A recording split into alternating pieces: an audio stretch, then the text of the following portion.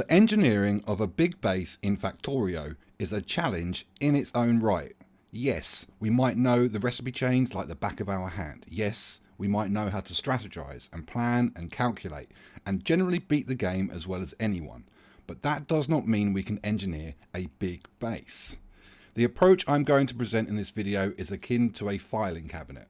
It is mostly applicable to big bases because if you have 1,000 pieces of paper, a filing cabinet would probably be useful. But if you have only a dozen, then a filing cabinet is probably a bit over the top. That is not to say that this approach is unapplicable to small bases. I would say a general sense of organisation in any factory is beneficial. Having a sense of where things go and where things are going in the now and in the future is always good. But it does become more and more important the bigger a base gets. We start this time with a question. 1. Do we know what we are doing? There is a huge difference between starting a factory with almost complete knowledge of all the things we are going to face and starting a factory with none. If we are talking vanilla, then this is probably not relevant. When we start out learning vanilla Factorio, we aren't just learning the recipe chains and the strategies and everything else. We are learning the very fundamentals of the game. Conveyor belts, inserters, assembly machines. By the time we start thinking about big bases, we probably already know what we are doing. We know what we need to build, we know what we need to craft, and we know the order with which to do these things. So when it comes to big bases in vanilla Factorio, we can mostly assume we know what we are doing. But this isn't the case with big mod overhauls. Big mod overhauls will change everything, and even if they don't, they could. And that is enough uncertainty to move us from knowing what we are doing to not knowing what we are doing. We don't know what we don't know anymore. We can't plan perfectly. In vanilla, because we know what we are doing, engineering a big base is an exercise in perfection. What that perfection looks like is entirely up to you, but perfection is at least possible. Whereas engineering a big base in any set of mods which changes things to a point where we don't know what we are doing is an exercise in compromise and guesswork and assumption and probably a whole load of other things. They are both completely different endeavours.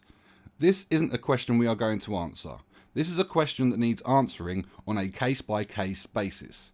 We are going to come back to this question repeatedly over the course of this video. 2. Specification. We can't engineer a thing unless we know what it needs to do. The first and most obvious way we can create a specification for our factory is with an SPM target. This is the primary metric the community will judge our factory's performance by, so it makes a lot of sense to start here. In old Factorio, before Space Age, calculating our SPM, while a challenging mathematical problem in its own right, was fairly straightforward. There were clear limits to what we could and couldn't do, what a conveyor belt could transport, what an assembly machine could craft, and so the calculation had a natural limit, a fixed set of parameters we were all working under. This isn't the case with Space Age. Not only do we have several planets that all make their own science and so would need to balance and ratio with each other, this isn't just a single factory balancing operation. Not only do these new planets introduce new game mechanics which are mathematically complex, not only do we have researchable productivity in some cases to potential infinity, but also the SPM calculation is heinous for all of these reasons. Creating a specification in advance of building a factory in Space Age is much more of a challenge than in old vanilla Factorio. How much iron does it take to make a set amount of SPM? It depends. I want you to imagine a main bus of conveyor belts.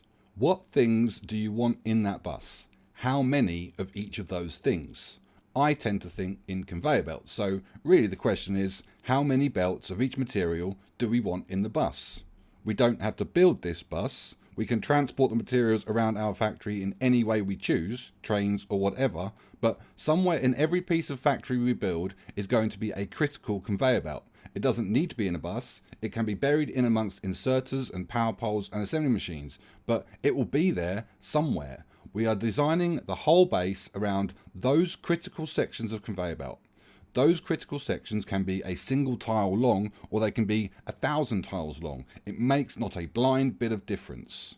How much material do we want in the bus? In SPM terms, for the purposes of this video, and in very real terms, that is for you to decide.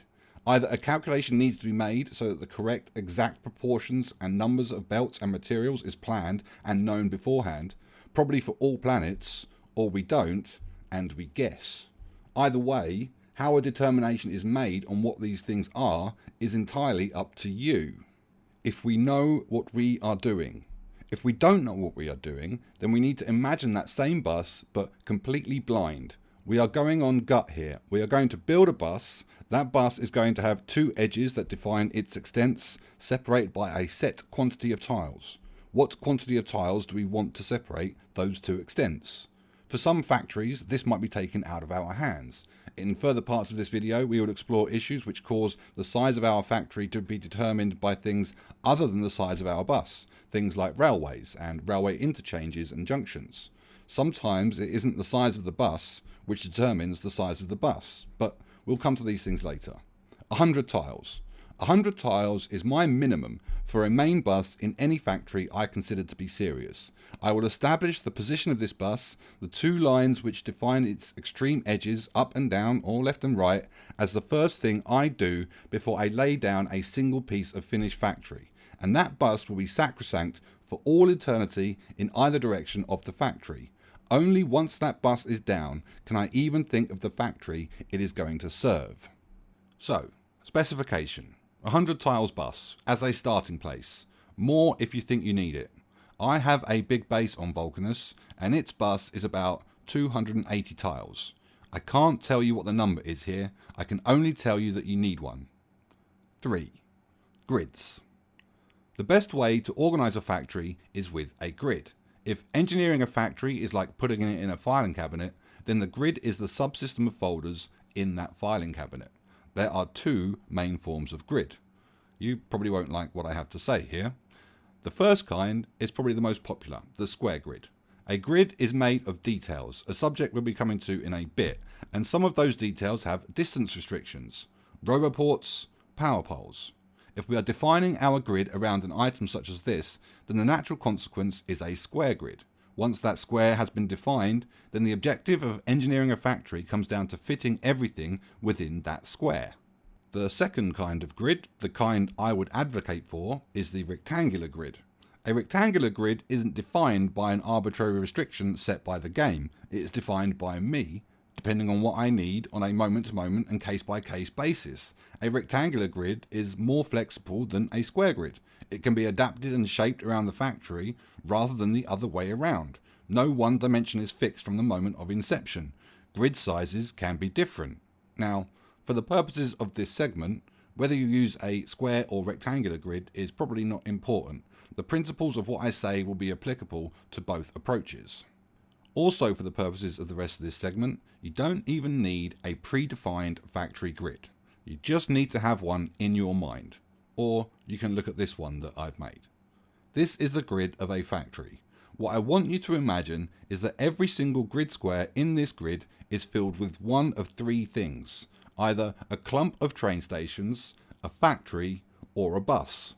A grid square can fulfill only a single purpose. It can bring in materials from outside the factory, it can take resources from the factory and turn them into something else, or it can transport materials from one square to another. We are going to fill each square with just one of these three things. My basic starting point is trains, factory, bus, in that order. I want a grid square to be train inputs, then I want an adjacent grid square to be factory related to those train inputs, and then I want a third adjacent grid square to output and input all the material related to that factory. This collection of three grid squares next to each other is the fundamental starting point. If we move up a grid row, we can do the exact same thing for another completely different material or purpose, with its own dedicated train stations, and we can input and output to the same bus.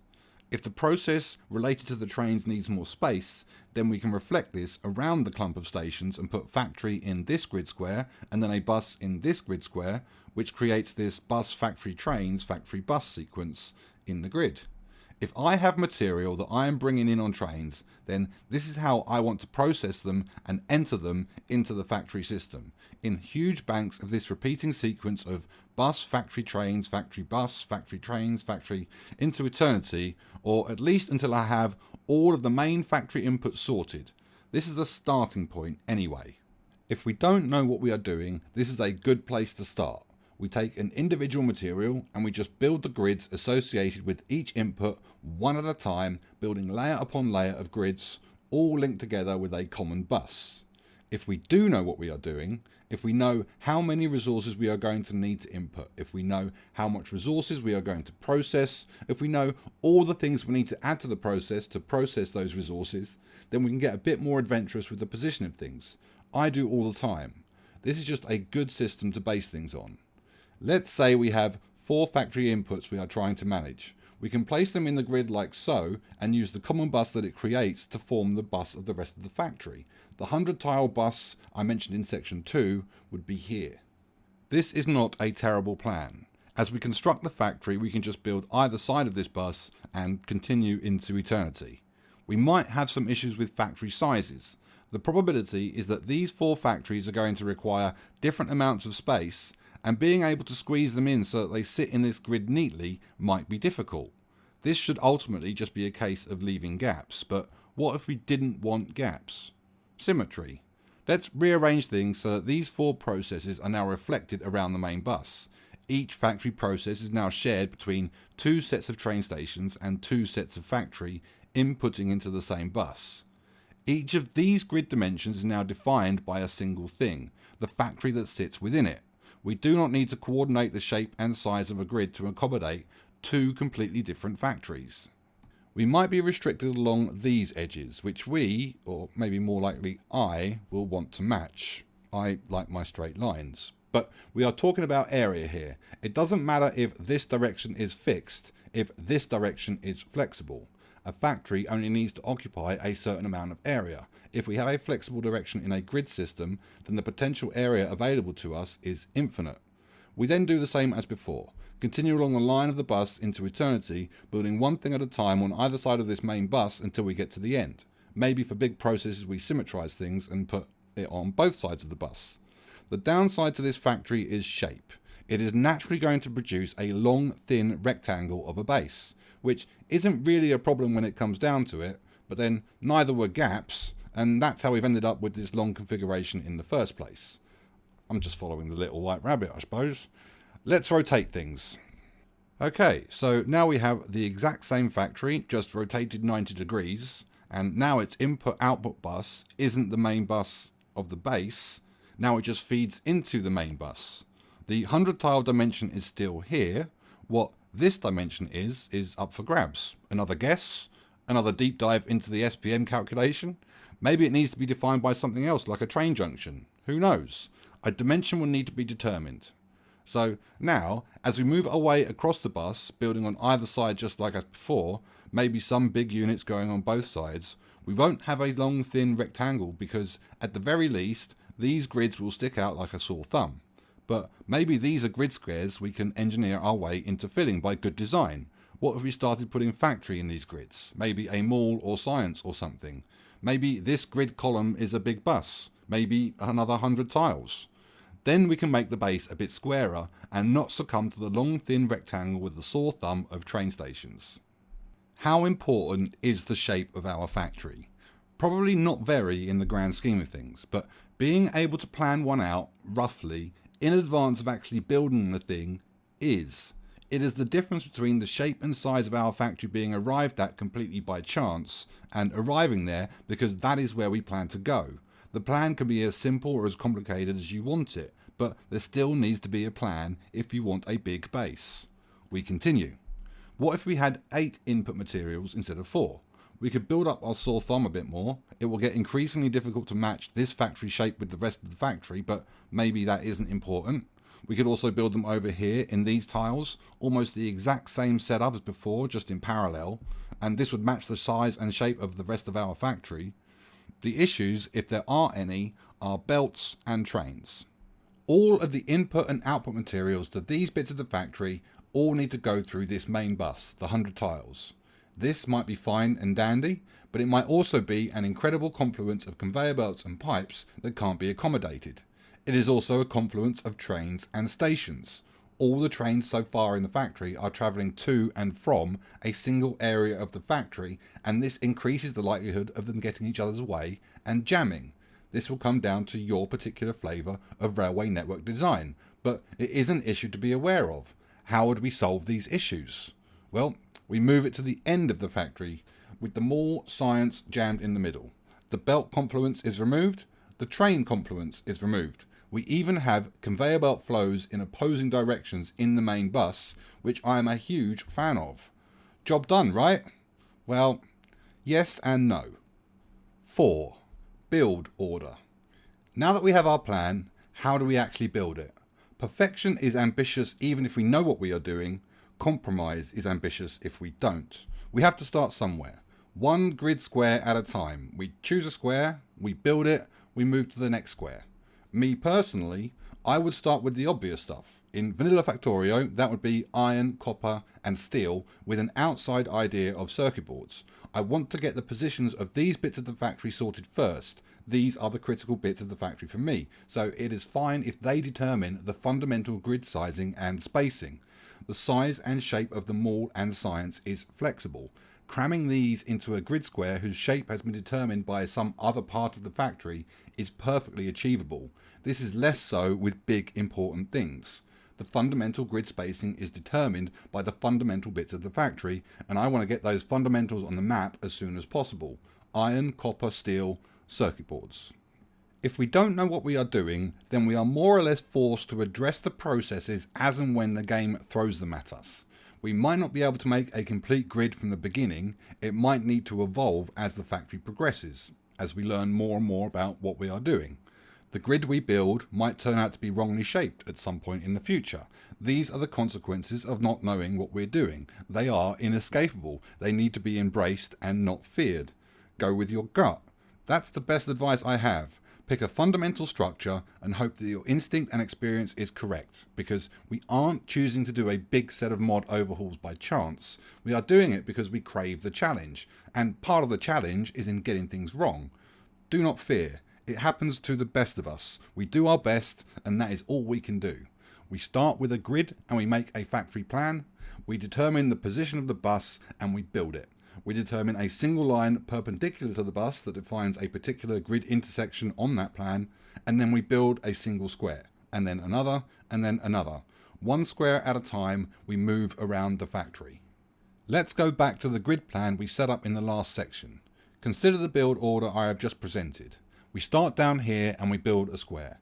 These squares are the most important material inputs. We want these sorted as quickly as possible, not just because I want to plan out my perfect grid, but also because we're going to need the materials these processes provide to actually build the grid and the factory and everything else. But we can only build 4 inputs. The other 4 inputs are located on the complete opposite side of the factory, and there are a whole load of processes that separate us and it that aren't constructed and won't be for a while. In this factory design, we won't be able to access those 4 ingredients until we have built everything else. And we probably need those resources for a lot of important stuff. So while this particular factory design that we have theory crafted from scratch might be neat and elegant and perfect on paper, because we actually need to build it, because we actually need the materials those things provide, we have to design the factory differently. All of the input materials probably need to be clumped together purely so we can get the resources we need to build the factory, and we need to tolerate or build around or accommodate in some way the potential confluences of trains and belts that I would be worried about in a big base. The perfect factory, the perfect arrangement of bus and factory and train stations, the perfect distribution of these 3 things in the grid, it does not exist. If we prioritize one thing, then we compromise on another. Every decision we make to simplify will complicate something else. But if this isn't the purest nature of engineering, then I don't know what is. There's an important bit of nuance that I need to talk about here. 5. Just one factory. The approach I am proposing is to set yourself the goal of building a single factory and then to build it. The things that factory needs to produce are defined on day one before a single factory unit has been constructed. So when we set out to build a particular square of factory, we know what it needs to do, how many units are going in it, how much throughput it is going to provide. This isn't the general Factorio approach. The general Factorio approach is to build a tile and then to copy that tile as many times as necessary. The factory must grow. It's why the square grid is so ubiquitous. If we do things in this way, then we don't need to set a specification at the beginning because we can just continually adjust the factory to match whatever we need.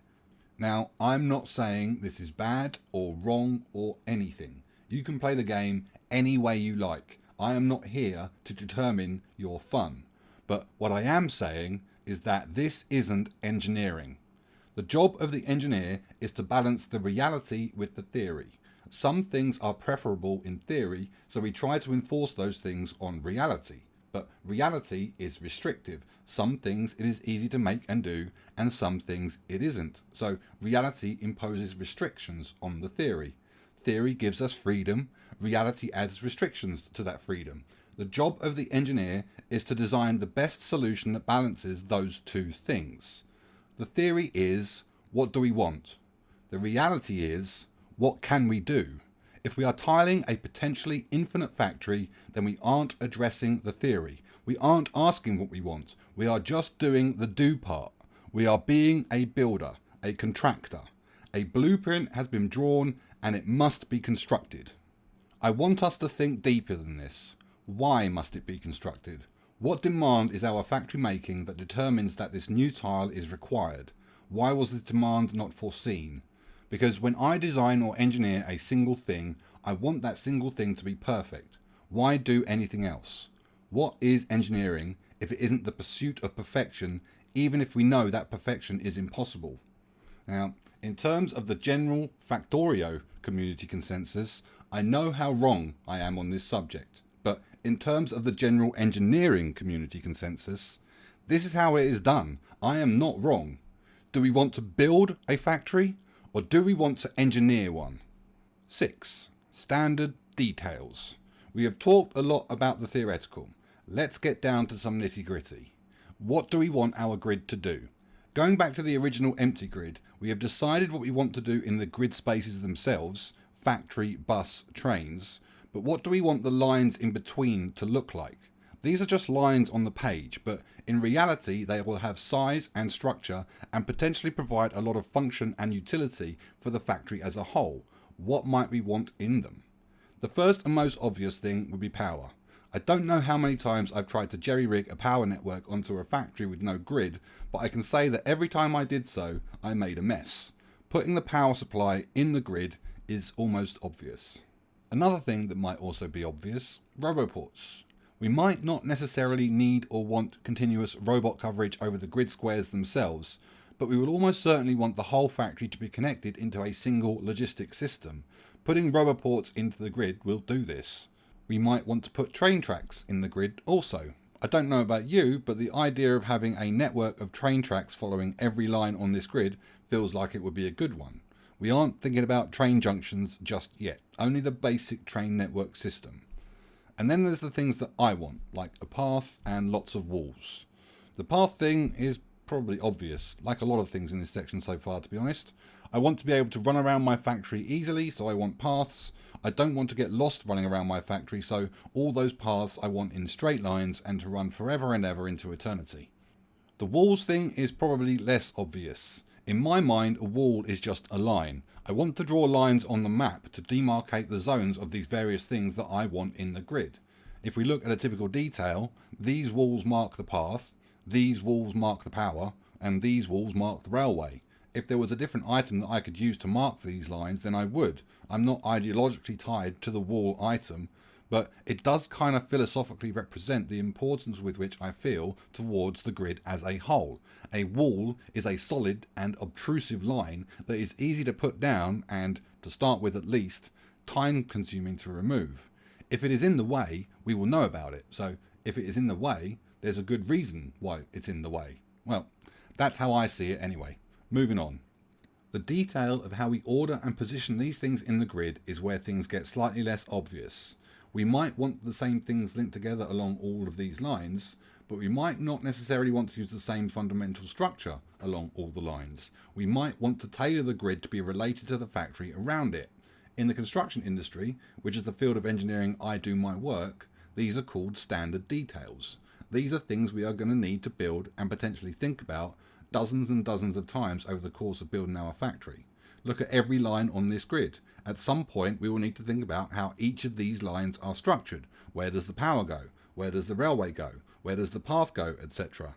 Wouldn't it just be easier if we could set them out at the beginning and never have to think about them again? These are the same basic problems after all, they only need a single solution. For me, the designation of what a line looks like is determined by what is either side of it. Let's say one of these lines has factory on one side and a bus on the other.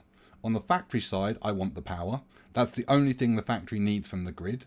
Then I want the path in the middle, and then I want the railway tight to the path on the other side. This is what the standard detail looks like for this particular grid line. Let's consider another grid line. How about factory on both sides? So now we need power on both sides of the standard detail because both sides are occupied by factory and so both will need power. I could put railway tracks on one side of the path, but if we need a power line on either side, why not go full symmetrical and put a railway on either side of the path as well? And so the standard detail for a factory to factory grid line would look like this. These are probably the two main details that I will use around a factory, but I will use other variants of standard detail, non-standard detail if you like, because as should be obvious by now, my grid is not perfect and encounters problems all over the place. Just because a grid line is between two factories in one location, does it mean that it is between two factories everywhere? These grid lines go on forever and they intersect and interact with a lot of stuff. So while one of these standard details might be applicable along one part of a grid line, the other might be applicable for other parts of the same grid line. And I don't know if you've noticed, but they're not very compatible with each other. These are the kinds of problems that I have with my grid. I have tried several different variants over the years, and this has always been the least amount of trouble, warts and all. It's just the goddamn trains. 7. Goddamn trains. We have a bus. The way I see it, we have two options for where the railway goes. We can put it in the middle and we can put it along the edges. When we put it in the middle and it intersects with another railway that is also running along the middle, we will need to build a roundabout or junction of some sort. Let's assume we are building a roundabout. The roundabout involves bending the railway into the bus before coming back into the middle again. This both vacates the middle tiles that the railway was occupying and occupies new tiles in the bus itself. We can't make use of the space that is vacated in the middle for anything useful because these are not tiles that are useful for the rest of the factory. They are occupied by train tracks. And the space the railway now occupies in the middle of the bus means that lanes in the bus have permanent obstructions that we might not be able to construct under or around. These tiles are now effectively dead for the entire factory. This is the natural consequence of building the trains directly in the middle of the bus. Dead, unusable lanes.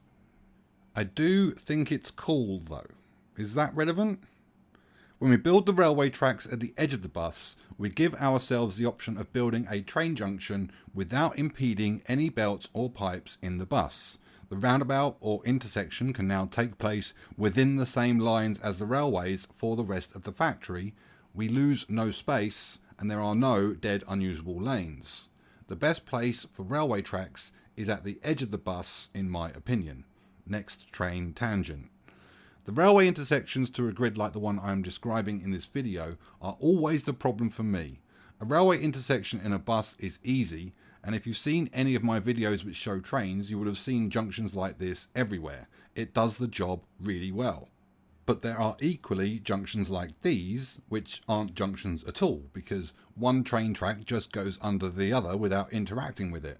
I have done this because in this location I am surrounded on all sides by factory. There is absolutely no chance for me to create a junction here. In my mind, these are just shortcut lanes. The main train activity is in the buses. That's where all the train intersections go. That's where all the trains get options. If we aren't intersecting in a bus, then we probably aren't intersecting at all. These are the natural consequences of my particular grid. I want to achieve certain things, and as a result, the design is slightly compromised. That's just the way that it is. If you make a grid, then you will make decisions that force other decisions that force other decisions, and eventually you will have to make a compromise somewhere as well. It is the nature of the beast. There is no perfect, or we'd all be doing the exact same thing.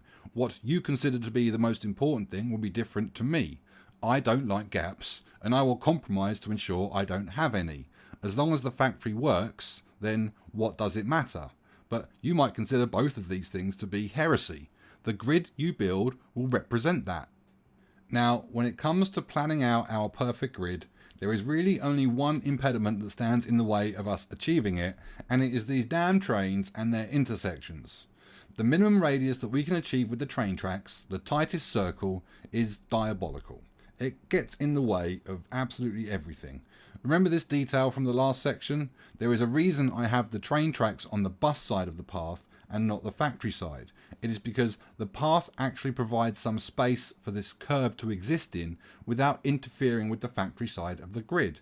If I were to place the railway on the other side of the path, then the corners of my perfect factory rectangles would start gaining curves, which for me is intolerable. So train tracks go on the bus side of the detail, and the curve takes place in the place where the path is. But equally, this does lead to my no junction at all detail, because what happens when I am surrounded on all sides by factory? No curves is what happens. The curves on the railway lines are the single impediment you need to worry about when it comes to planning out the perfect grid. How you accommodate these curves will have a huge impact on the grid you are able to achieve.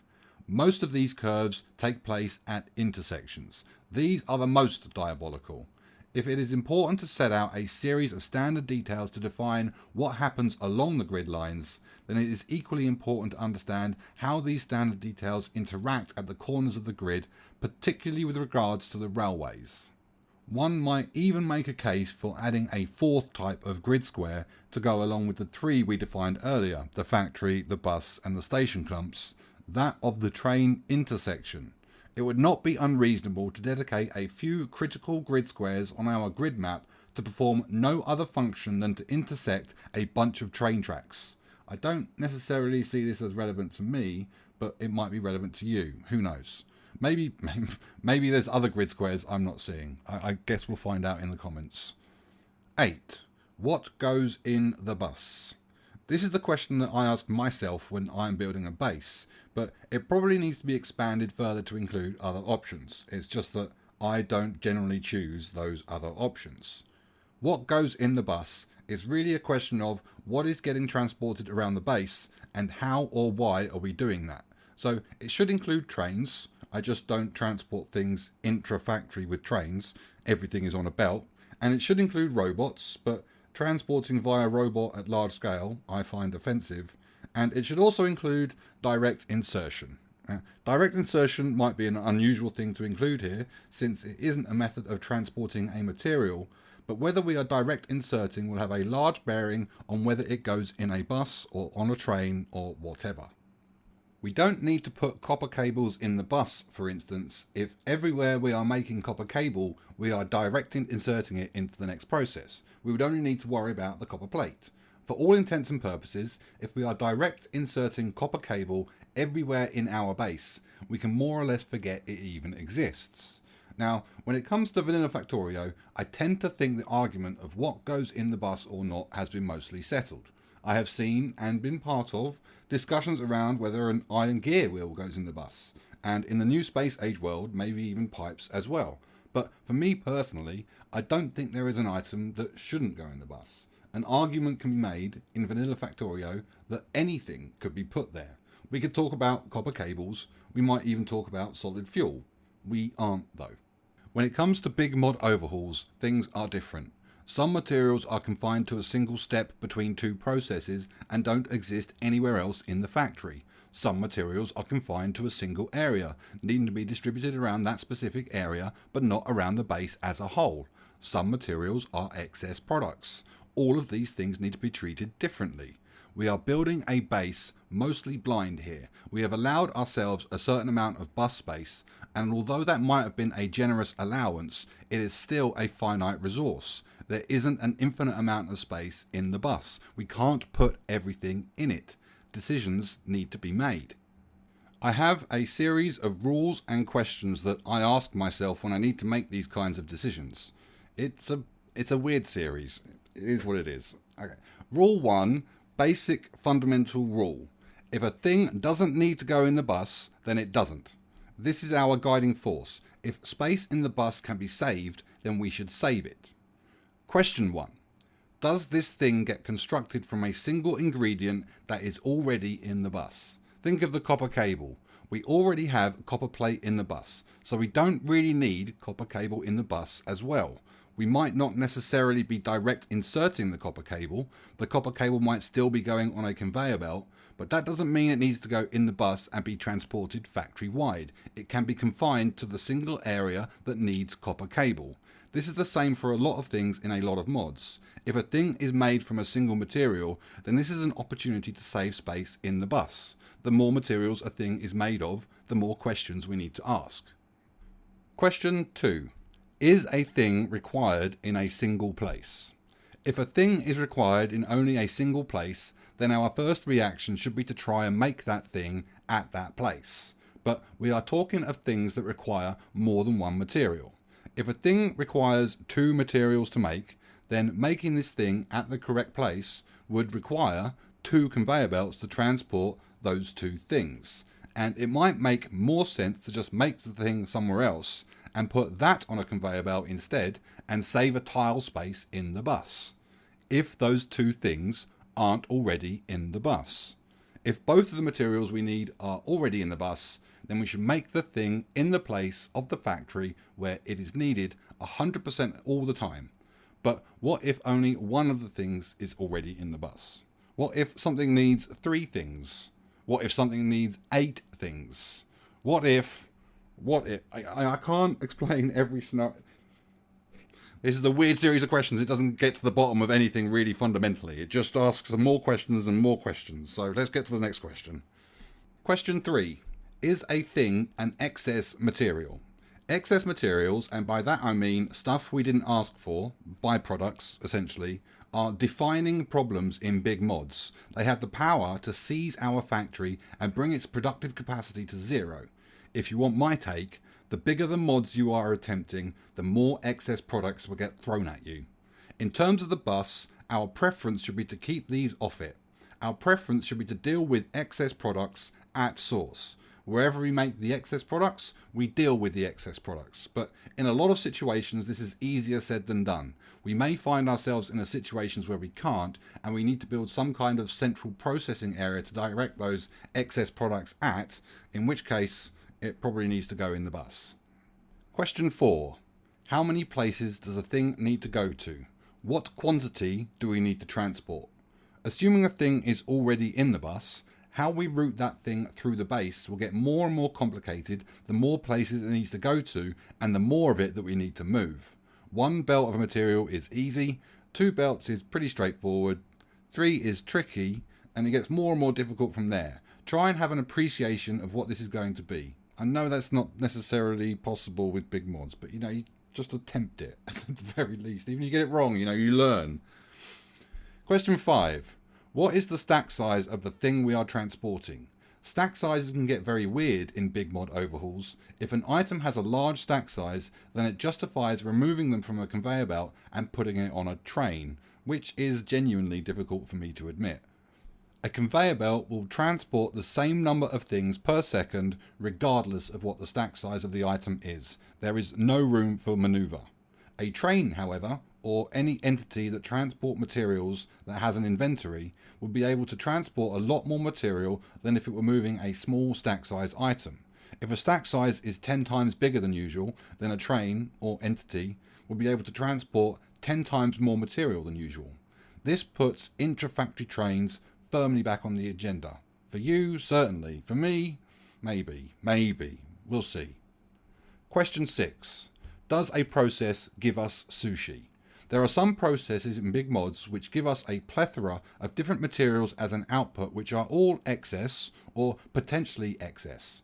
Generally, and it is the strength of that generally that should determine your approach, These are small flows and can be accommodated on a single belt.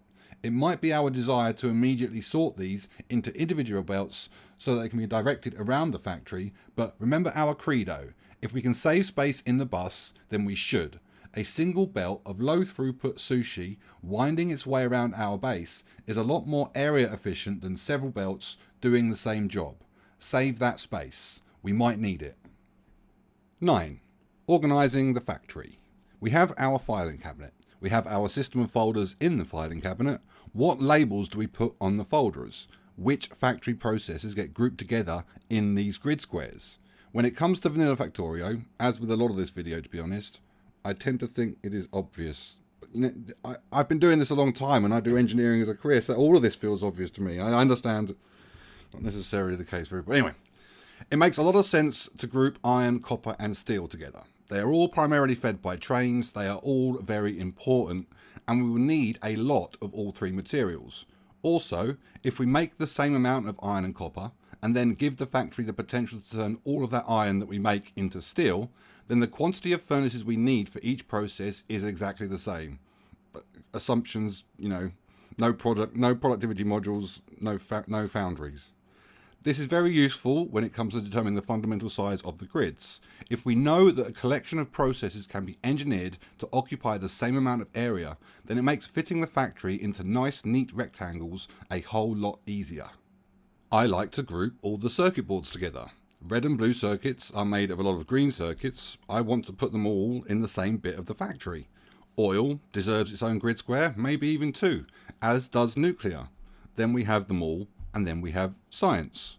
These are the 6 basic areas that I will build in Vanilla: smelting, circuit boards, oil, nuclear, mall, and science. So when it comes to the grid squares occupied by factory on my big grid plan, these bits of the factory can do one of these 6 possible things in Vanilla Factorio on Novice. For the rest of Space Age, I would say I am still trying to pursue what the perfectly engineered factory looks like, and currently, as of making this video, I am yet to find what it is. I actually suspect that each planet would need its own video if I do ever start reaching any firm conclusions. Anyway, Space Age, for the moment, lives in the big overhaul mod category, the one where we try to work out what to do when we don't know what we're doing. These 6 areas, however, are a really good place to start. I have done my fair share of big mods, and although they are all different in their own right, they do share commonalities. We will always need an area for smelting. We might be smelting more than just iron, copper and steel. We might need to deal with things like tin, lead, gold, titanium, maybe a whole load of other things, but they will all, for the most part, deliver their ores on a train, be cooked or burned or heated in some way, and they will all output things on belts into a bus directed at the mall and science. We are building a filing cabinet for a factory. It makes sense that all the smelting goes in the same folder. Circuit boards will almost certainly be more complicated than you are used to.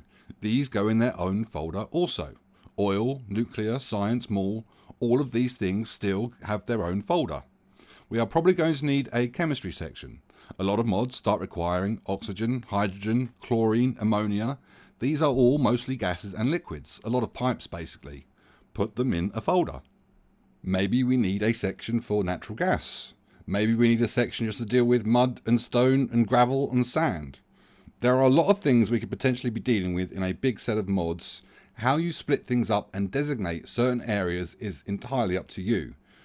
I would recommend doing something that makes sense to you though. Something that isn't just a momentary decision. Plan. Or at least try to plan. You won't get it perfect, but you will at least make a start on the road to what perfection looks like. 10. Area. It is all well and good planning and building a grid for a well-organised factory, but what if the area we give ourselves for that factory isn't enough? It would be very easy to box ourselves in and create bottlenecks and choke points purely because of a lack of space. We might build the perfect factory, base our fundamental grid on that perfect factory, and then research a new, more efficient process which requires a new perfect factory which doesn't fit in the space the old factory sits. We might build a 100 tile bus and then require 101 tiles of stuff to be moved through it. I can't tell you what to do here. The easy answer is to give ourselves more space than we need and to build with gaps. The more experience we gain with the particular set of mods we are playing, the more confident we will naturally get as to what areas are required for each section.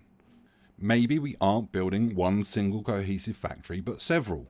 Maybe each of these sections gets constructed as a village outpost to a main city in the middle, with plenty of gaps in between to allow for learning and mistakes. How nervous are we about the mods we are taking on? We build that nervousness into the design of our factory. We give ourselves enough space so that we aren't nervous. How much space is that? How nervous are we? We are building a filing cabinet.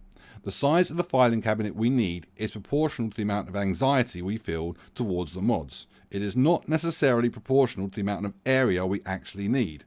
We are designing our base so that we aren't anxious or nervous. We are designing our base so that we can have fun and forget about all of this other stuff. That's kind of what all this is about. There will be areas in our factory which will be more flexible than others. In the middle, where we will probably be confined on all sides, it makes sense to build bits of the factory which are most flexible. Maul and science are ultimately a large collection of small processes, and as I said previously, it should be possible to squeeze these into any grid square provided we have enough area. If we know that a process is a final process and won't require any upgrades or changes, then we can build and forget. Pick a grid square, put the factory in it, and leave it to do its job. Its position in the factory is up to you. If we know that a process we are building is not the final process, or we don't know what we are doing, so we don't know what the final processes are, then the area we give to that process needs to allow for that change. We can either build it in the middle of the factory and leave gaps for us to expand into later, or we can build it around the edges and give ourselves options. The middle of our factory is the most restrictive, area-wise. In this part of the factory, the grid squares or rectangles will be clearly defined, and so putting factory in the middle is immediately a challenge. Around the edges, and particularly the corners, we have freedom. Around the edges, we are restricted only by grid lines in a single direction. At the corners, we are restricted by no grid lines at all. If areas of the factory need to change or be upgraded, or if we have doubt about those things, then the best places for those bits of the factory are along the edges and at the corners. Build that into your grid plan. Things with certainty go in the middle, things with doubt go along the edges, things with most doubt go in the corners. What is proportional? Big sets of mods will probably need more area than small sets of mods. In big sets of mods, we will probably want large grid squares. In small sets of mods, small grid squares. What is proportional? This is the question I ultimately spend the most time thinking and worrying about. How big are the grids? How much area am I providing to each process? Are these proportional to the challenge set by the mods? Am I even able to answer that question? And now that I've made this video, you can join me on that existential journey. 11. Addendum. So the factory you've been seeing me build in the background is from a factory I'm building with a few friends in a Pyanodon multiplayer server. We started a server a few months ago in Space Age, and we did it in a few weeks. So we kind of decided to take on something a little bit more extensive, and yeah, Pyanodon is what we've chosen to do. I mean, if you're unaware of what Pyanodon is, I just want you to imagine the most extreme version of Factorio that it's possible to play. I actually don't think that's hyperbole for me to say it that way. It's an extreme challenge, and to be honest, a lot of the reasons why this big base video has come about is because of this base that I'm building here with a few friends. Like, I've had the big base idea is this script has been, I've written it a couple of times and never quite got it right, and it's really doing this base with a few other people, not just building the base, but also having to explain my actions. Normally I can just build a base on my own, and I don't have to explain it to anybody. But having to explain it to other people has kind of provided me with a lot of the meat of the script that we've got here. So the thing that I want to go through is the base design that I've got here, because I kind of imposed it on the factory very, very early on, and it's very indicative of what I'm trying to go through with this big base, or this big base video. So if we look at the main map, it's a big old map, what I've essentially got is stations, factory bus, factory stations, factory bus, everywhere. So this line here is a bus. This line here, everything in here is going to be factory. Then we've got the stations. Then we've got more factory. Then we've got bus. And we'll do the same on the other side. So we'll have factory here. Then we'll have stations. Then we'll have factory. And then we'll have bus. And then we'll have factory. And then we'll have station. So the idea behind it is that, well, I'm not identifying any of the input stuff. You know, I'm essentially giving every factory the opportunity to either extract stuff from a train or to put stuff on a train. Now, I said, it's not my way to build trains in an intra-factory way, but, I'm playing multiplayer and some interest has been expressed in doing that. So it needs to be accommodated. I've tried to build a Swiss Army knife for a multiplayer factory, a pie multiplayer factory, because this thing is just freaking ginormous. I know this is the station zone in the middle here, and I know it doesn't look very big, but what we've actually got is a five carriage train, essentially 2 locomotives, 1 at the front, 1 at the back, 3 wagons. There we go, got them over here. We got one bank of them one bank of them one side to feed one set of factory, and we've got the area for another bank of them to potentially feed another side of the factory. So although these look, this zone looks quite small, it's really just because the factory is so freaking enormous. So, the design of this was I fully thought through how I wanted to allot space for people to build stuff. You can see me giving people hints on what I think should go where.